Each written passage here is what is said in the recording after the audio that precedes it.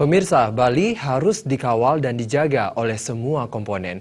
Menurut Wakil Ketua Purnawirawan Polri Bali, Brigjen Pol Purnawirawan Dewa Bagus Made Suharya, membangun Bali harus dilakukan dengan tetap memiliki karakter budaya yang adiluhung.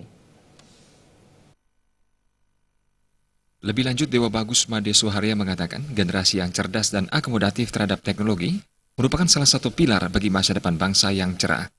Hal ini tentu harus dipersiapkan oleh pemimpin Bali dan semua komponen di Bali, termasuk pemerintah pusat. Tanpa kecerdasan dan tanggap teknologi, generasi Bali akan sulit menjaga Bali. Kecerdasan ini juga harus ditopang oleh mentalitas positif, termasuk tetap mengadaptasi kearifan budaya lokal. Budaya Bali yang tidak bisa lepas dari sektor pertanian harus dikelola dengan pendekatan yang lebih jelas. Selain menjadi kekuatan dalam menjaga cadangan pangan, pertanian Bali menjadi sumber peradaban Bali. Ke depan pertumbuhan pariwisata hendaknya memiliki korelasi yang jelas dengan pembangunan pariwisata.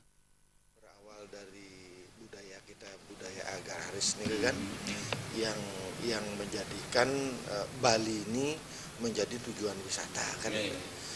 Kenapa kita mengatakan seperti tadi itu, dari budaya agraris ini yang di latar belakangi alam yang begitu indahnya, curah hujan katakanlah yang teratur, panas yang mencukupi kan ya.